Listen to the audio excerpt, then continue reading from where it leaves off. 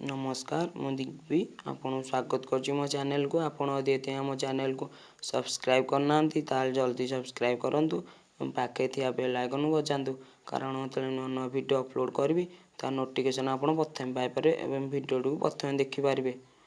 आमे अनेक रोगर शिकार हला परे डॉक्टर एवं मेडिसिन पछरे दौड़ी दौड़ी शेष को हतांश होइथाउ किंतु आयुर्वेदिक पद्धति केबे आपणे न थाउ। आमे अनेक फल खाइ थाउ सेति मध्यरु एक फल हेउची पिजुली।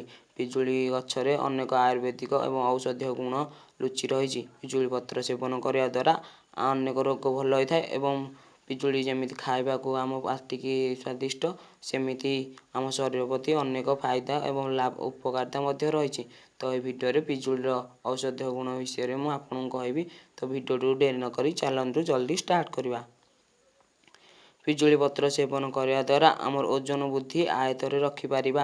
एथिरे कार्बोहाइड्रेट जातीय खाद्य द्वारा बढ़ुथिबा चर्बी को काटिबार गुण रहिछि। मधुमेह रोगियों पाई मध्य एहा अत्यंत औषधीय।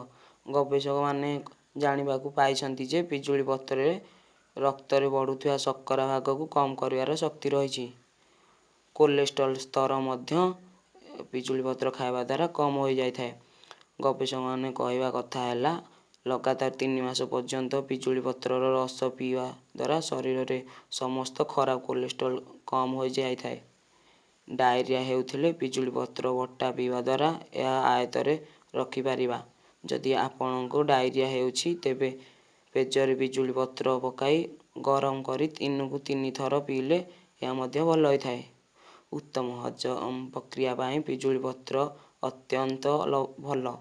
पिजुली पत्र थिबा एंटी बैक्टीरिया एंटीजेन शरीर को बैक्टीरिया को नष्ट कर दे थाए। तो ए वीडियो रे एतिकी आपन जदि भल लागला हम वीडियो ता लाइक कमेंट शेयर करंतु। जदि आपन हम चैनल नुआ ताले हम चैनल को निश्चय सब्सक्राइब करंतु। रहउची नमस्कार।